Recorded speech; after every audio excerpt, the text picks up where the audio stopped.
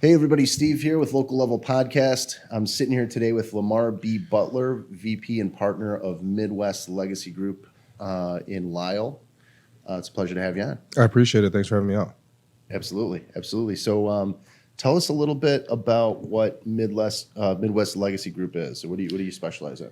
The Midwest Legacy Group is a boutique financial firm focused on getting the education of financial literacy into the people that need it the most. And that is quite often in some of the niche markets of female executives, minority physicians, athletes, as well as just good old-fashioned hardworking people, right? Sure. The idea is to spread what we do as a organization to as many people as we possibly can touch.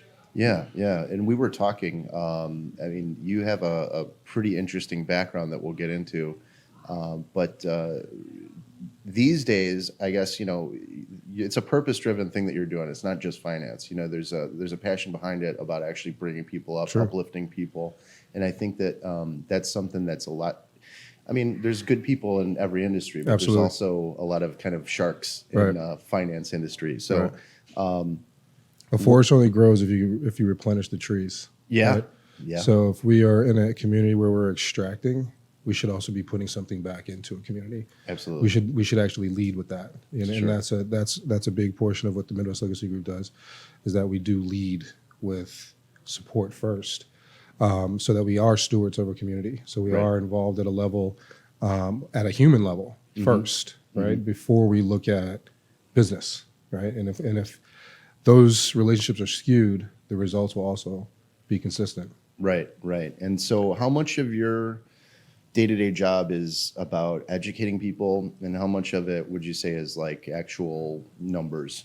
I would say about 100% of it is educating people, because the numbers are a result, right? We have to educate them on how to get to that number or to get to the sum of all those parts. And usually that is because there is some level of education and understanding in the beginning, in the front end, so that we can share a solution on the back end. Right. And so walk us through. So like, what are some of the things that you are educating people with? A lot of times it's preparation for your family. A lot of it is figuring out, how do we as a family collectively assign our resources and assets so Right. that we can use them at a later time, whether that is to create an income stream later in retirement, or is it to transfer assets to a family member the most tax favorable way down the road as well. So it's usually has to do a lot of checks and balances, understanding and diagnosing where somebody may be today, Sure. so we can identify the proper platform and path to allow them to be where they'd like to in the future. Yeah. You have to have kind of a plan put in place. Otherwise it's It's all individually driven, right? Right. It's not my idea. You would come and you would share with me what your goal is, what's your plan, what's your current strategy that's been being utilized. Has it been successful, right? Or are there any areas in there where it could be a little bit more efficient? And that's what our goal is, to identify and share that information with you, and then give you a suggestion on why this may be a better solution or why this may be a better fit to your platform based on what you're trying to do, the trajectory in which you want to achieve. We have to come in and understand you first. So there's a Absolutely. very intimate level of engagement with each person we have an opportunity to speak with. Yeah, and like you said, you're dealing with people that are maybe in a marginalized class in some sense. Oftentimes. I would assume that this is something that's really new to those people that maybe don't have any guidance or any experience dealing with money or anything like that. Very much so. Sometimes we assume that somebody's successful in their particular field. Right. The assumption is that they would also be skilled in their financial Yeah. piece, and that's just not the case. Being a qualified attorney doesn't make you automatically a qualified financial expert either. Sure. So you do want to be able to pool the resources of creating a team, right? Everybody has a doctor, everybody has an attorney, everybody has an accountant. Right. Where are you getting your financial literacy from? And that's something that we try to identify as well. Is there a deficiency in your team that we may be able to introduce you to, so that we have you as the centerpiece and your team built around you? Sure. And whatever that needs to be from your personality type, which is very important, right?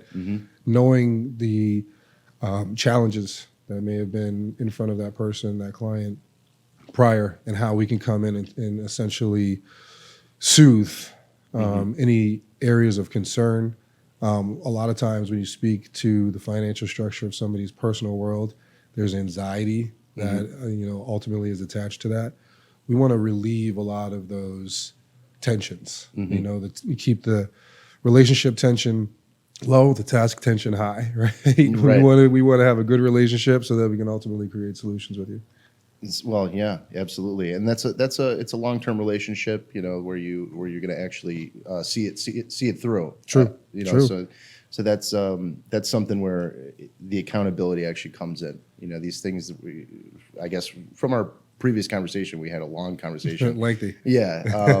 It's a passion of yours. So can you tell us a little bit more about your background and why you got into doing what you're doing now? Interestingly enough, I didn't have an original plan to work in finance. As a former athlete, I thought I would stay in sports as long as I could, which I did. And then from there, I anticipated being an international liaison, working in Japan in the reverse with U.S. businesses.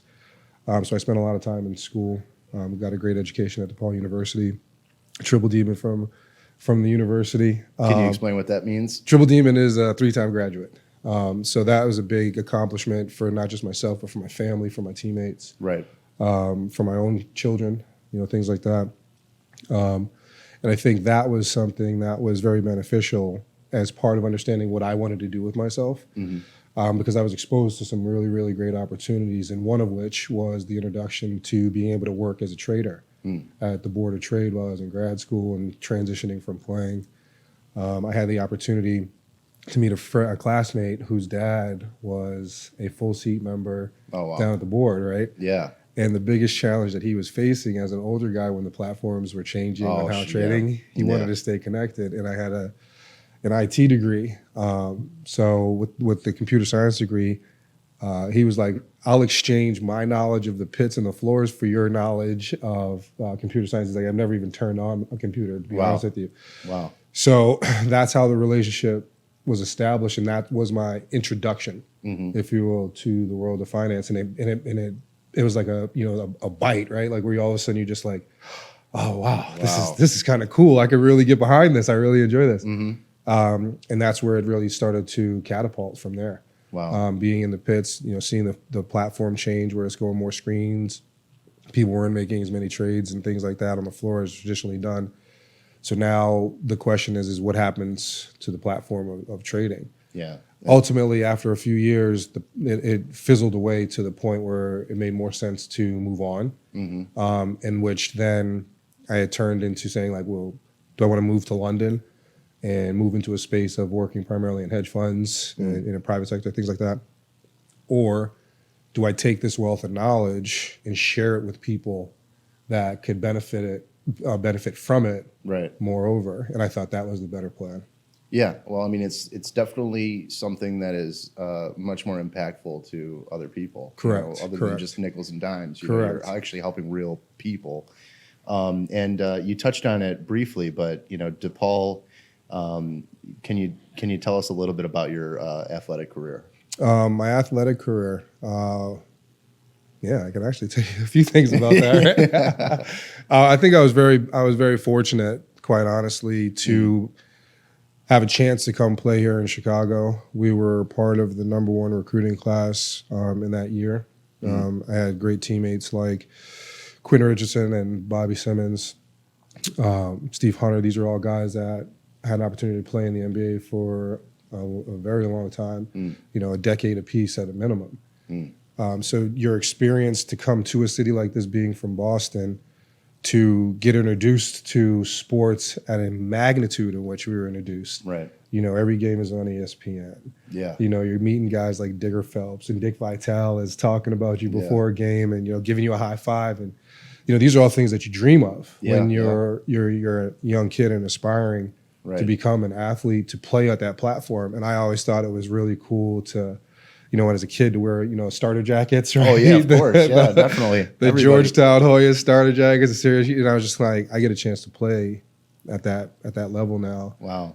So it was intoxicating to have that chance to travel the way we did, to play in the arenas that we did, to play in front of sold out crowds at the United Center. It's wild. Against Duke with standing room only. Yeah. You know, those types of things that you would never fathom, Yeah. you know, unless you really were behind your sport and really getting into it at a level that, you know, this is what you want to really be doing, because there's a commitment that's associated to that that's required. Yeah. Right. You don't get to do that and, you know, kind of halfway your way through it. You really got to get after it and be dedicated to not only the sports portion. And I think that's a misconception sometimes that we're trying to erase for the younger generation.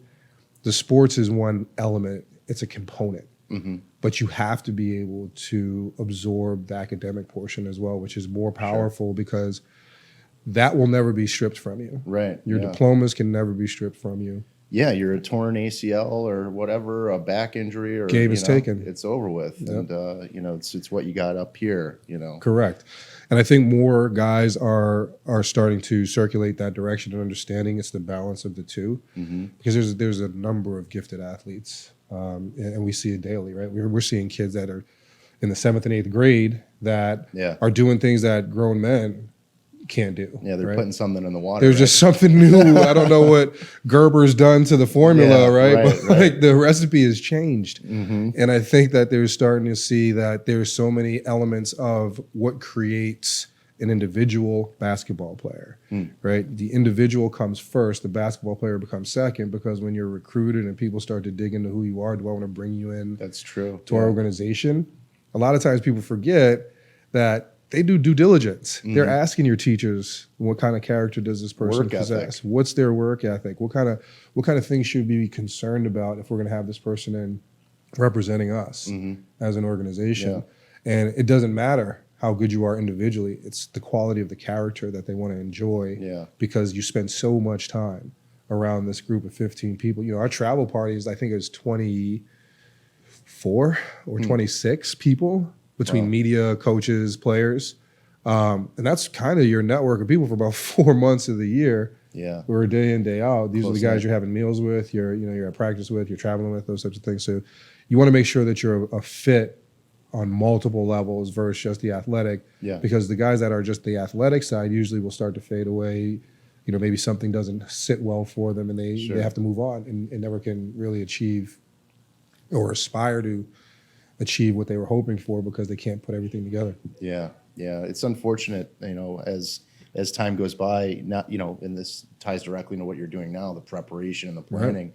You know, when you do lose that ability, or you know, maybe you just didn't get selected for whatever reason by chance. You know, it's could be devastating. I can imagine. There's a lot of people that fell through the cracks. And then you start to look at things where you associate mental health to the experience. And that's something that I think over the last few years, particularly in basketball and football, to where it's becoming more comfortable to discuss the mental difficulties that people go through. And we have to move on from this bravado that we're uncrackable, right? We're still human. We are sensitive. Yeah. We're emotional by nature.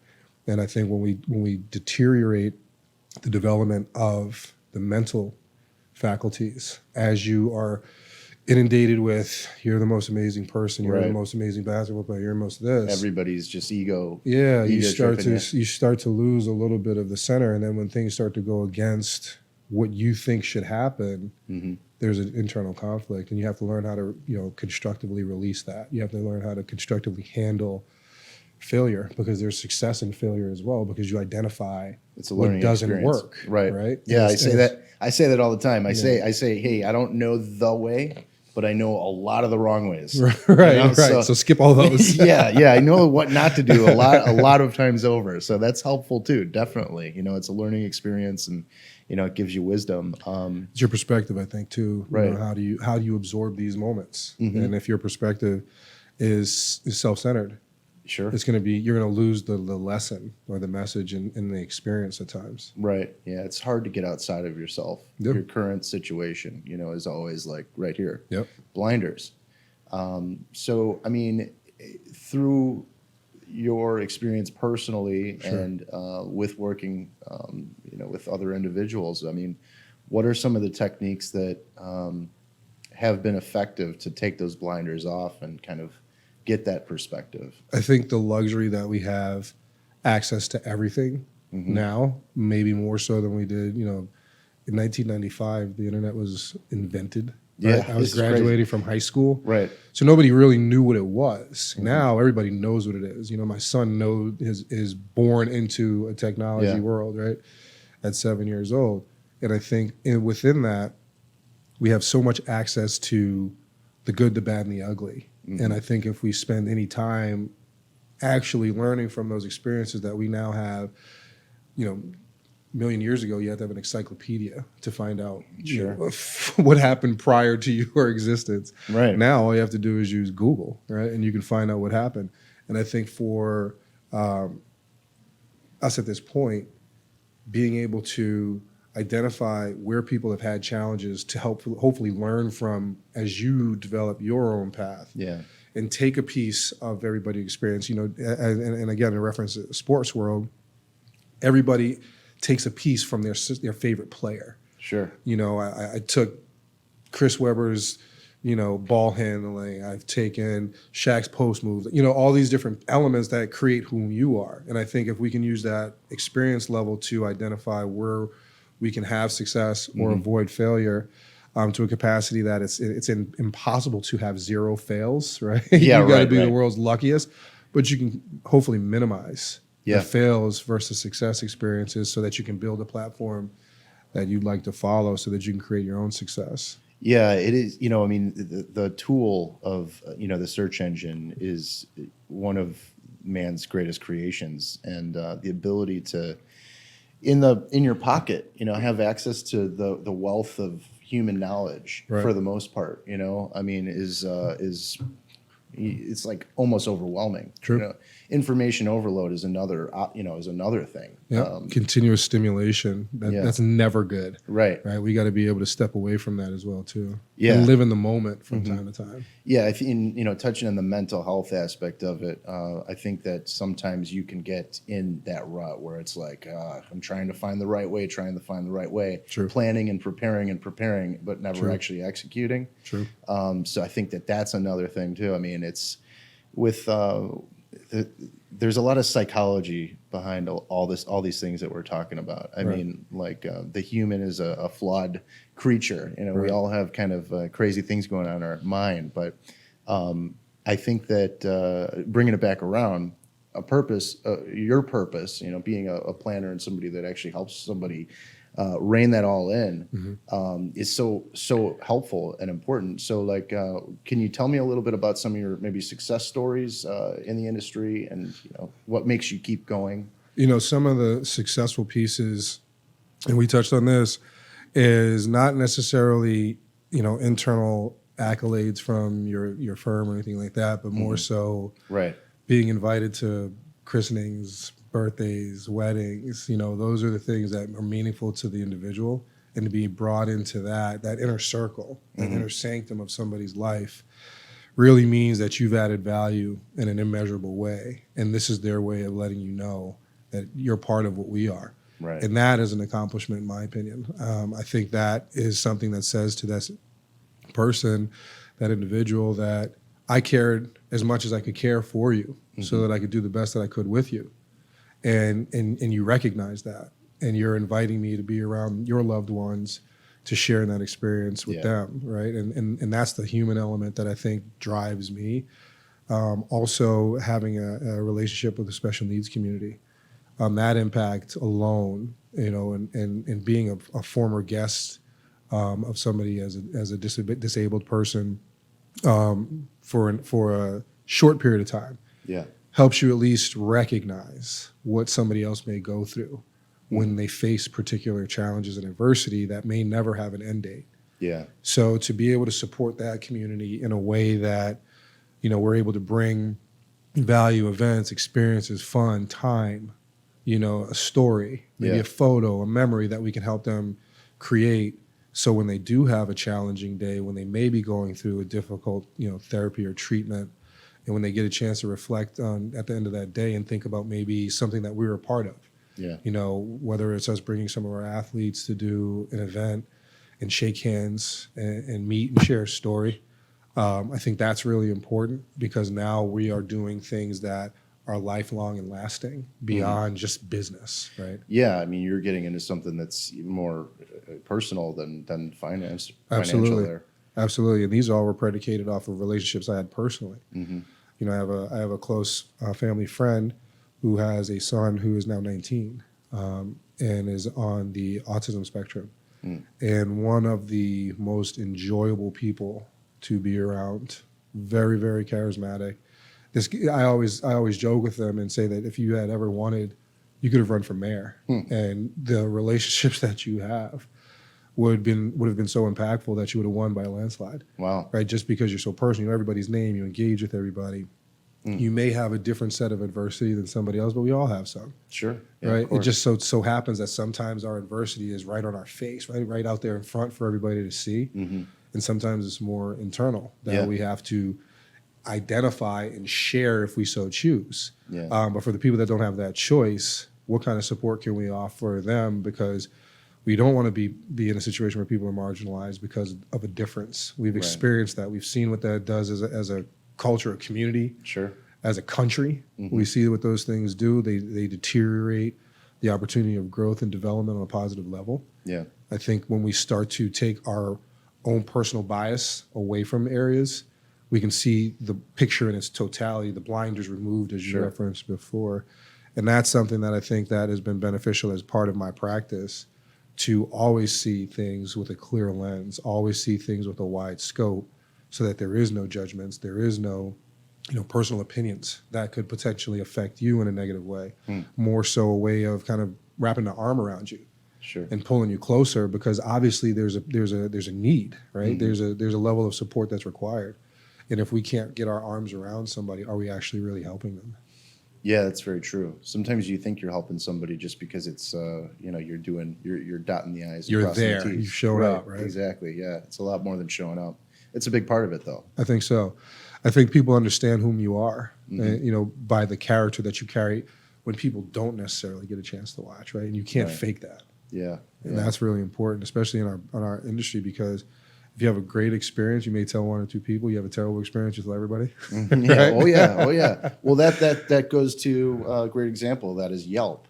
Yeah. Or Yeah. any reviews. I had you know a what I mean? bad scallop. This place is the worst. Right, it's the worst place. But for every and this is a theme that gets brought up all the time. I mean, for every negative review, there's 1,000 people that didn't leave a positive review. Right. And Right. the negativity is always amplified. Yep. So that's just how people are.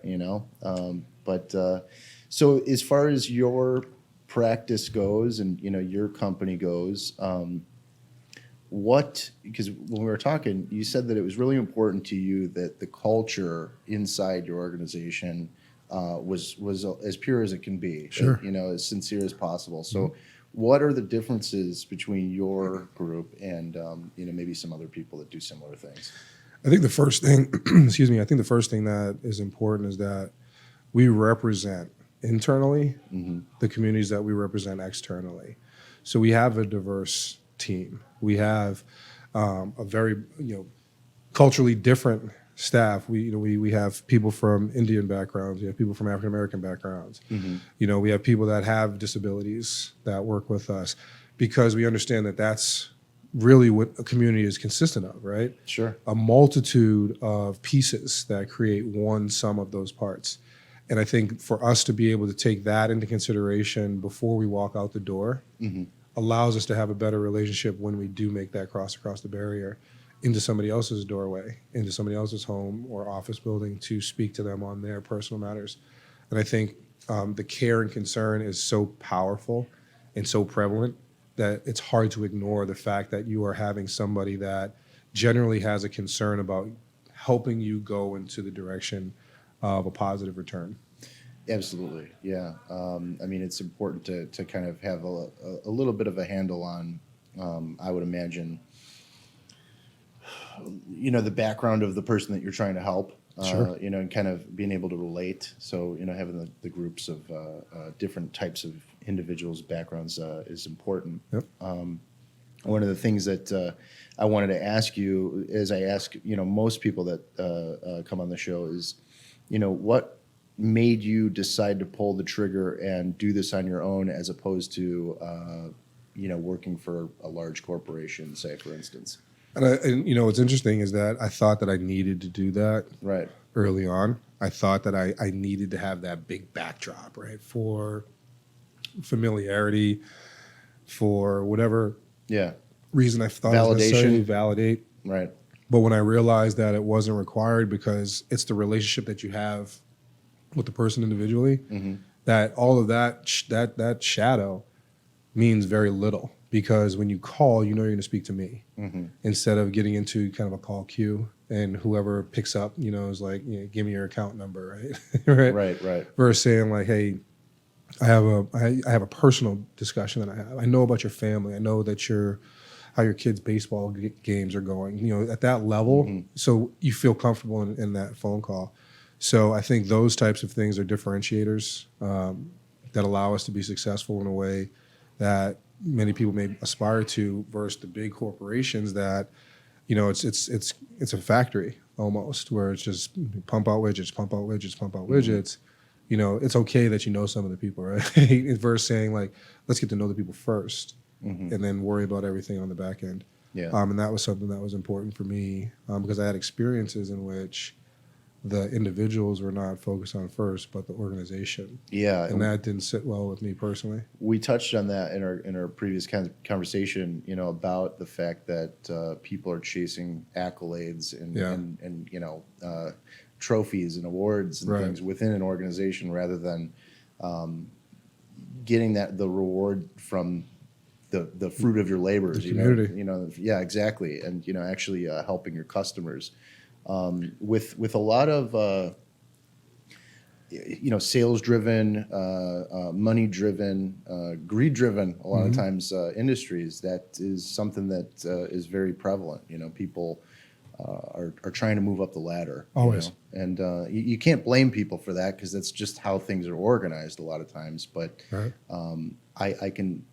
I can tell that when you talk about this, it's something that means a lot to you. You do have experience working in those industries. Can you give us some stories on I guess, can you tell us the story that you told me about when you decided this wasn't for you, working for a corporation? the Thanksgiving Day conversation. I think the final trigger for me was when the recommendation was that I do something that benefited myself and the organization more so than my family member, right? It was recommended that I create a solution for a family member just to hit a deadline, versus focusing on the family. I mean, it's my own brother. It's your actual family. It's my actual family. Like, I got to pass the gravy to this guy later on, right? But it's being, kind of positioned to me in a way that, that was probably an area in which I'll never forget that moment, but I'm glad I had it, right? I'm glad I had it, because it helped reinforce how I approach my career, how I approach the people that I work with. And I think those things are all required at some point. You can't go through anything without a scratch or a ding, along those lines. The question is, how do you respond? Absolutely. And you can obliviously continue on with something as if you didn't know, or you can identify something that doesn't make sense or doesn't work for you and move on to something that does create a level of happiness, because I'm happy in what it is that I do and how I do that, which is firstly the most important part for me, is that, do I find joy in what it is that I do? And I have to say yes. I find a lot of joy in knowing that I'm helping somebody. Absolutely. Just like somebody's somewhere down the road, maybe, knowingly or unknowingly help me benefit by maybe saying something nice about me, or offering a recommendation or suggesting, hey, that Lamar guy is not a bad person. He'd be a great asset, things like that. Somebody's done something for me. Regardless of if I knew about it or not, I know that somewhere in there I've been supported by other people. So it's now my duty to be supportive to other people in a positive way, just like somebody was for me. Yeah, very true. Very true. And you have had some pretty rough goings, some health scares that Yeah. put things a little bit more into perspective. That was my guest stay as a disabled person, dealing with pulmonary embolism, where my lungs were saturated with blood clots, to the tune that I wasn't sure that I'd be able to leave ICU. And when you have those realizations, you got to look at your own family. You got to look at yourself. Because I think the first couple of weeks I was in the hospital, I was still thinking about outside. Yeah, What right. didn't I finish? Wow. I want to make sure that I got this person's, information back to them or whatever was required. Then like 2 weeks in, you're like, you know what? Yeah. I got to stop thinking about that, because this is actually a real thing right now. You're dealing with mortality right now. You're sitting in this hospital room, and the doctors are walking in scratching their heads. Wow. That's And they're not really sure how somebody that has, quite honestly, polka dotted lungs filled with blood clots versus somebody that's walked in with one blood clot and has never left, right? You got to know within that somewhere somebody's looking out for you. You got to know within that your time isn't here just yet. Yeah. Wow.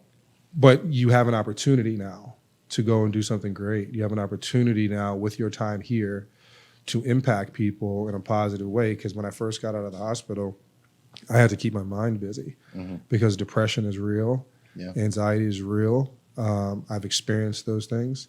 I'm happy to say that I don't have those problems now, but I had to work through that. That's where the mental health discussion really comes in. Yeah. And the support systems that are wrapped around you to be able to move through, really challenging times when you're really not sure of the outcome. Yeah. But somehow trying to find a way to stay positive within that, so that there can be, an opportunity for you to walk away from, this carnage of an experience that you just can't explain.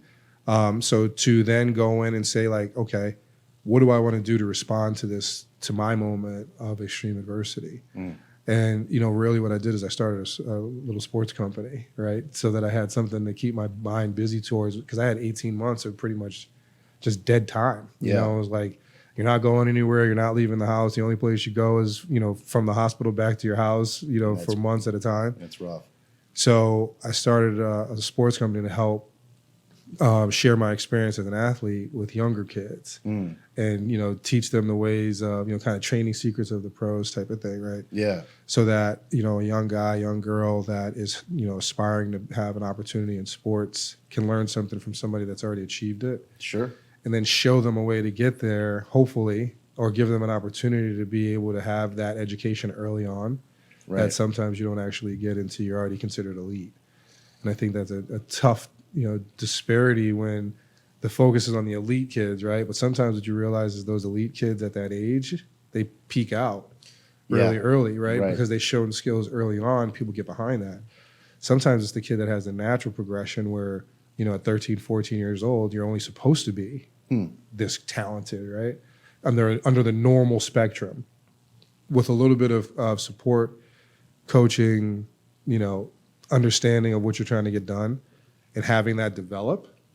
Now, maybe when you're 18 years old, you look very different than if you didn't have that opportunity. So that's something that was important for me to say, like, okay, this was something that I needed when I was young. I wasn't the most athletic person on the planet, but I was born with gifts, right? At 6'11", that's your first line of gifts, right? Yeah, the first thing I said was, wow, geez. You can't tell on the camera because you're sitting, but man, you got, you're a tall guy. You got a lot of leg. Yeah. But it was one of those things where it's like, I wonder if I had even more focus at 12, 13, 14, what would that have done differently for me? So I try to use that now as a support to why I coach, youth sports. We had a game last night, which was great. The kids are 7th graders. Oh, wow. And, we're teaching them a brand of basketball and sports, but it's life skills, right? It's collective goals. It's achieving individually, collectively, right? So we got to find ways to have kids be successful, build their confidence, and have an opportunity to shine. And that will create a different type of experience for them that they hopefully will remember if they take a little piece from, the 2-3 months that I get to work with them on the team. We always have a coach we remember. Yeah. Right. If you were to Yeah. ask every person that's ever played a sport, they find one coach that really impacted their life in a way, Or a teacher. or a teacher or anything like that. So I'm hoping that somewhere along the way that inspires a couple of kids down the road and says, I remember, Coach Lamar and what he showed me and how he taught me how to approach certain things, to handle the adversity. But one thing that I want to make sure that I always am conscientious of is when we were younger, we were taught, don't be an emotional player. Yeah. Play with emotion, but don't be an emotional player. And what young people may hear is kill the switch on emotions, Right. which will affect you adversely down the road. So what we're trying to do is explore the emotional piece and develop that as well, because it's a key component of this, because it's going to affect interpersonal relationships away from games. So you have to learn how to, compartmentalize some of that to the sport, but understand that there's still a vast development platform that needs to happen away from sports for your personal, because you're going to be an adult, a member of a community a lot longer than you'll ever be an athlete. Yeah. And if you miss those opportunities, it may take a very long time to develop down the road. And when I speak to former teammates, guys that are actually, in the NFL or NBA today, one question that I generally do ask is, how is your mental health? And what's the answer most of the time? And a lot of guys are actually really glad to speak about it now, which wasn't something that was prevalent in the past. Guys are very happy to talk about, the challenges that they face and understanding where they've had to make adjustments in their own personal life so that they can, stay, balanced. And sometimes that's really hard to do because you're pulled in a multitude of directions a lot of times. Imagine. And you don't want to disappoint people, and depending on the size of the heart of the individual that you're speaking to, that can be really challenging, right? It can be really hard for you to tell somebody no at certain times when you may need to. You just can't. And that, what kind of adverse effect does that have for you? Yeah, well, I mean, I can only imagine. I mean, when you're operating at such a high level and there's the stakes are so high and you're performing almost on a stage, you perform for a crowd, and I mean, the pressures there have to be so rough for somebody, especially when they're in a situation where maybe they don't have that emotional intelligence. Yeah, you're a 17, 18-year-old kid and you got some 50-year-old man in the stands saying, hey, man, you stink, right? Like, what is that? Talk about your family, all these different types of things. And if you're not emotionally astute, you can really crumble with those types of things happening. Sometimes it's just funny, right? Like some guy in the crowd says something stupid and you kind of like chuckle on the bench. Yeah. But that's not always the case. Sometimes they can say some really personal things and it can be effective because they do homework a lot of times on people, and that's sometimes the problem with the public eye. Yeah. Is that we put so much out there that it's easy for people to then take that and use it against you, and you have to be, very mentally sound. Yeah. To be able to turn those voices off when you're in the heat of battle and not, you got adrenaline pumping, you're ramped up, you're competing, you're battling, and then somebody says something stupid to you from a stands, right? Your mindset is already engaged, right? But you got to know when that doesn't make sense, and people will push those buttons for you, try to get you off your square, get you right off of it, and it's very hard because we saw a game in Kansas. What was that, last week, where they broke into a massive fight in one of the biggest Kansas K-State game. That was difficult, and I don't know what was said, but something was going on in that game, right? Something personal. There was something personal in there, and to see the way a guy reacts to a situation that probably, if you look back at that, you'd say, like, would you do that twice? You'd hope he'd say no, right?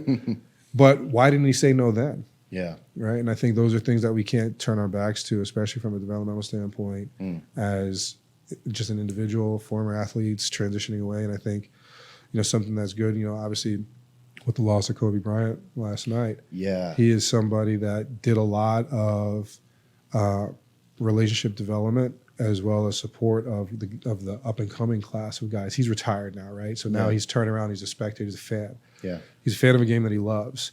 But at the same time, he's also a steward of the game, to where he is, having sidebar conversations. He is trying to be, exchange knowledge, exchange experiences so that somebody else has an opportunity to excel as well too. And I think we got to be mindful of those types of opportunities because, just a couple of weeks ago, I sat and had a conversation with one of my son's teammates from his flag football team who just loves sports, right? Yeah. We just sat there. We were just talking about a whole bunch of different experiences. And that kid at 7, 8 years old, I mean, he was picking my brain. This kid knew his stuff, right? He was literally picking my brain.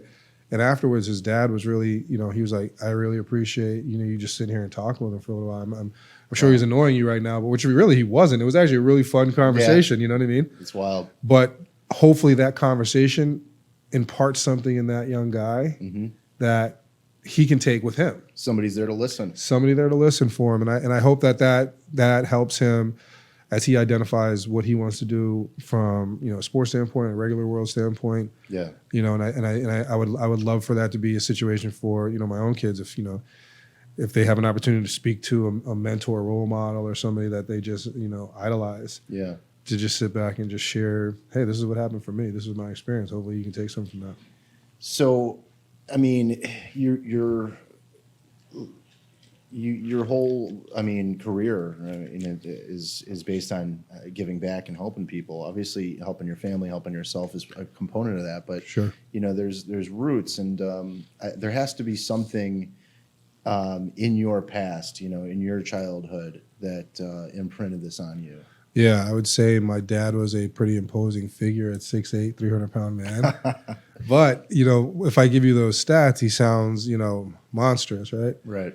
But he wasn't. He was a very kind-hearted person, very hard-driven, great work ethic.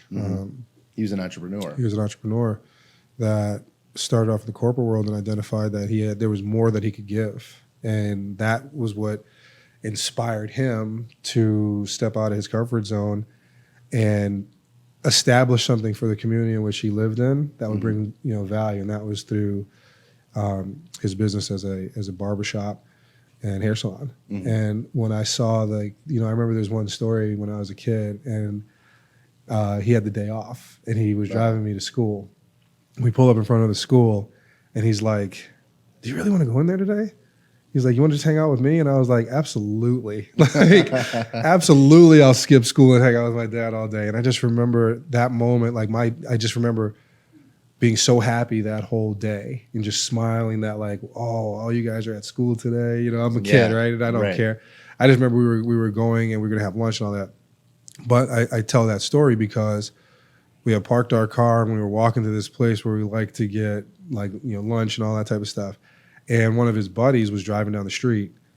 Literally, the respect that he gave my dad was he was willing to park his car in the middle of the street, get out of the car, to come and speak to my dad in his face and say hello versus yelling out of the window as he passed by. At the time, all I saw was somebody interfering us with our lunch date because I was hungry, right? Okay. We're on our way someplace, but as a man looking backwards, it was because the relationship, the impact that my dad had with this person. There's a level of respect. The level of respect that he had with this person, because when I think of the conversation, it was very personable. It wasn't like, hey, the weather's great. Oh, nice clean car. It was like, how are the kids doing? How's your wife? Yeah. What's been going on? Oh, how did this thing work out with, you know what I mean? Like all these personal things that they were talking about. And I understood why he wanted to show the respect of speaking to him at that format than just riding by and waving, and those were things that I started to see. That's relationship development. Yeah. That's somebody that actually means something to you and vice versa. And I wanted to create that. I wanted to impart that in my own life so that people had that type of experience with me. Well, it sounds like, I know that you've obviously done a lot of thinking about that, reflection. Sure. And, it's obvious that had such an impact on you. And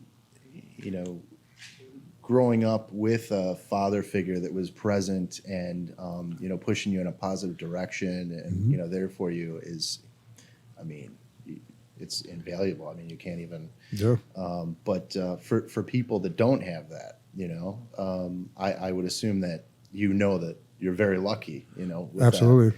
And so, is that a driving factor? Is that a driving factor for you to reach out to people, and be kind of whether you're mentoring somebody, coaching, and things like that?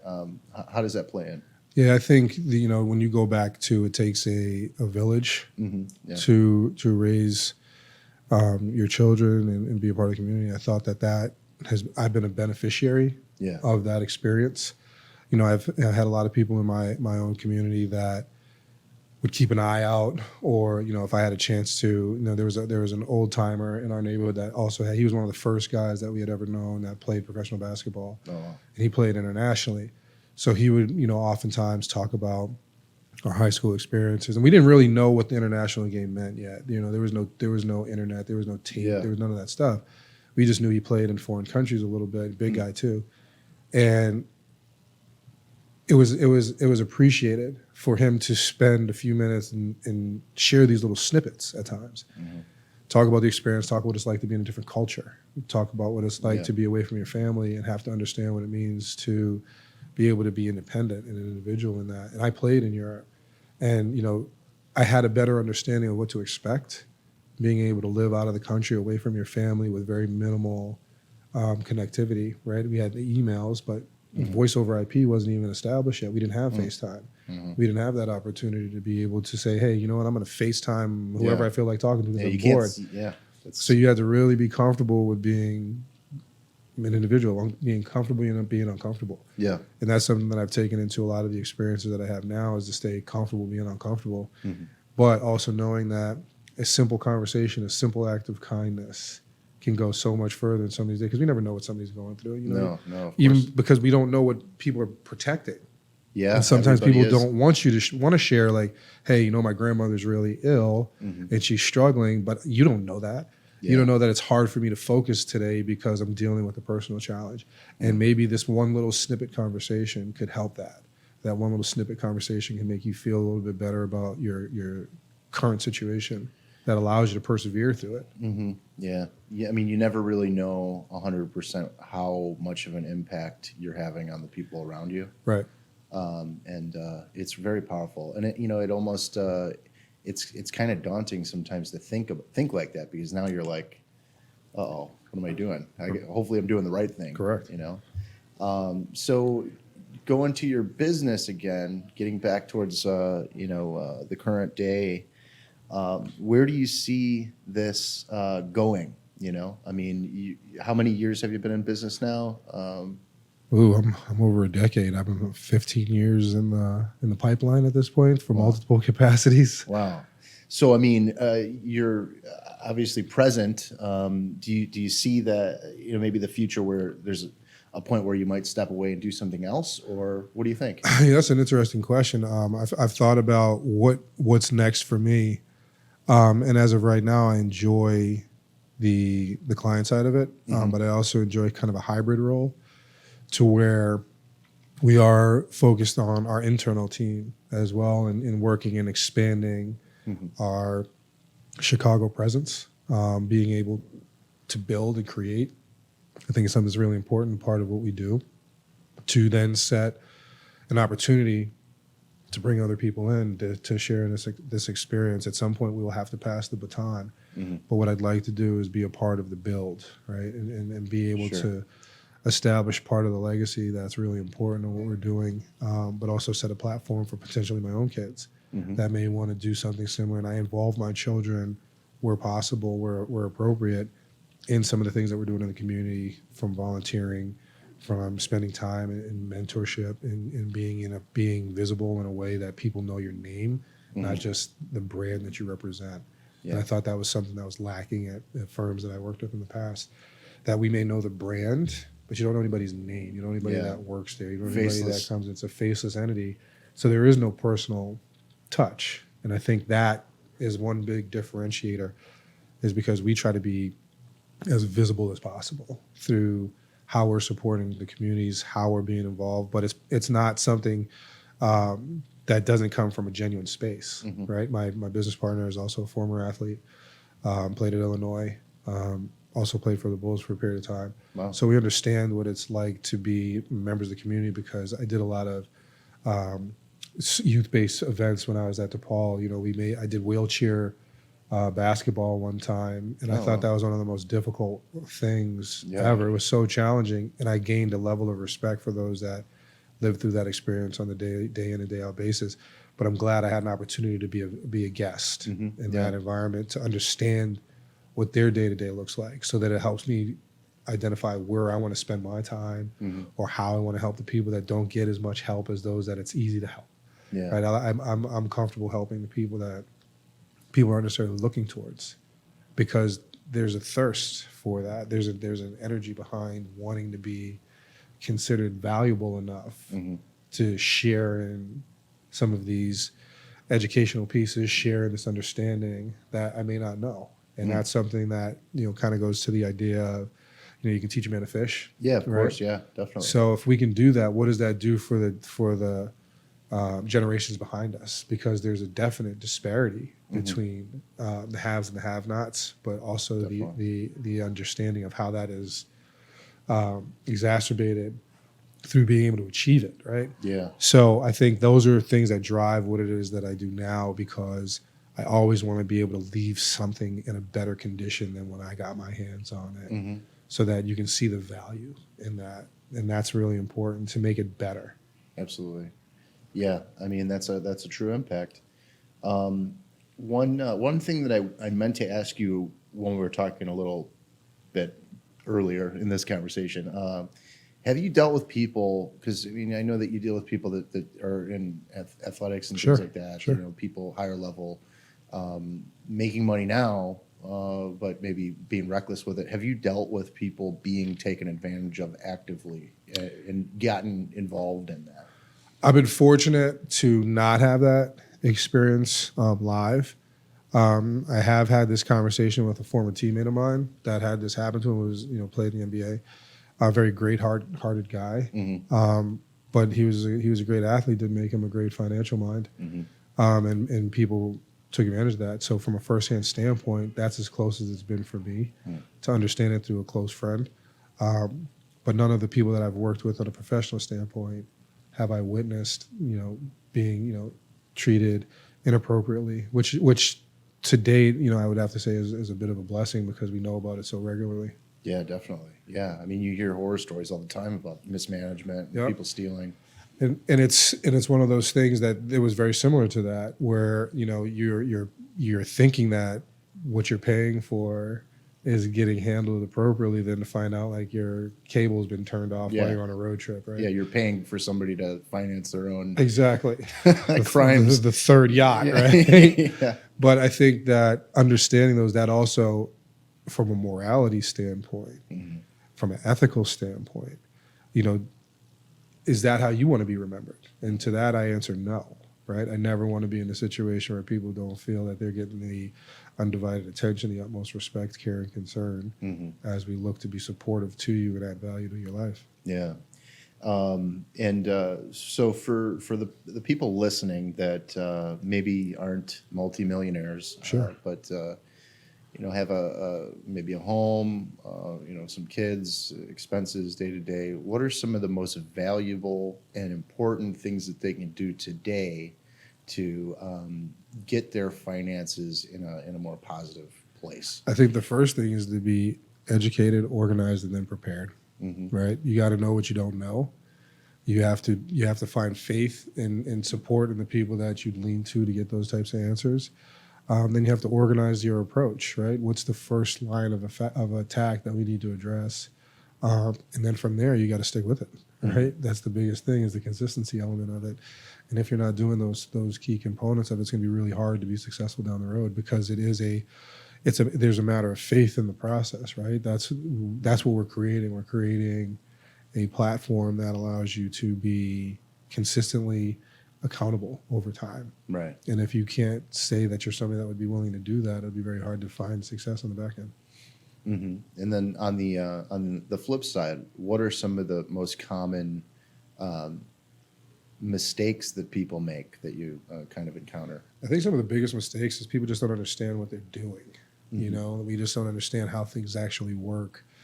We get offers from our employer on how we can put money away, but don't necessarily understand what that tool is or how that vehicle works. Sure. And then we just kind of blindly do it because our employer provided it. But you have to understand how it affects you directly, because their why versus your why are always going to be off a little bit. Yeah. So you have to understand what you're trying to do and make sure that that's appropriate. And obviously that's where you come in. That's where I come in. Right. Absolutely. From a holistic standpoint, we have an opportunity to really dig deep into what's going on in your world, and really create a new way for you to find success, because there's so many ways to an end. The thing is, it has to be appropriate for you, so that you can get behind it, stick with it, and see the reward in that. And I think the biggest issue in that is that people don't identify their own circumstance, but compare to their neighbor's circumstance. Steve down the street, he's getting this and that. Well, Steve down the street doesn't have 2 kids and a mortgage. Steve down the street lives by himself, and he's Right. Independently wealthy. So the things that he's willing to do may not be the same things that you're willing to risk as well. Yeah, it might not make sense for you. Right. And that's usually the thing. It's not it's not what somebody else is doing. It's what makes sense for you. Right. And we've already done an hour. We did Nice. an hour quickly. Nice. It always goes by quickly. So what is the best way for people to get a hold of you, reach out to you, and what could they expect from you? First thing that you expect is a quality conversation. I think the first thing that's important is that conversation of, do we even materially fit, right? Do we have personality types that will be consistently comfortable? To get in touch with me, you just find us at the Midwest Legacy Group, LLC.com. Me personally at Butler at Midwest Legacy Group, LLC.com. And we're consistently expanding our advisors. I know there's been a lot of changes in the industry. A lot of offices around town have been closed, so there's a lot of people looking that are kind of in flux. So we've been working with a lot of advisors from other places to find a new home here with the Midwest Legacy Group. Great. As we start to also identify what our brand really is, and our brand is that of the community, for the community, right?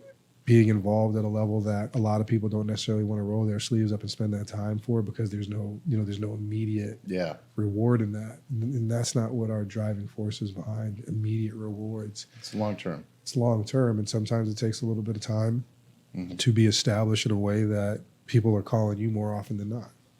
Yeah, very true. Yeah, I mean, the long term results and the positive results and the good communication and the trust factor, all those things add up. And following a process, right? Like, what process are we getting involved in? Well, the process is going to be tailored, right? The process is tailored to an individual, it's not like we're, butchers. Yeah. We're saying the rump roast is going to turn, so we got to really push rump roast this month, right? Like, this person's looking for ground chuck. We got to get some ground chuck in there, right? It's the best burger. So when you think of it that way, there is no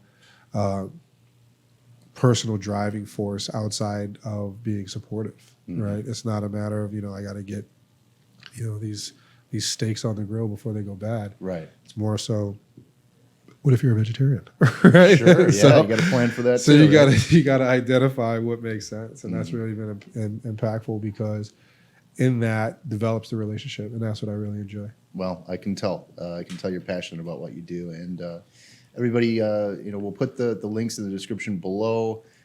Definitely check out MidwestLegacyGroupLLC.com. You can find out more about Lamar B. Butler, Lamar on the website. And, if you need any help, if you want more information, give him a call, reach out to him, and I'm sure you'll be glad you did. But Lamar, it's a real pleasure having you on. Very great conversation. We could have 3 more I know it. back to back, But thanks again for coming on, and have a good one. This is great. I really appreciate you having me out there, and hopefully that storyline does impact somebody in a positive way. But I do appreciate you inviting me out to share in this conversation. You're more than welcome. Yep. Thank you. Thank you. Awesome.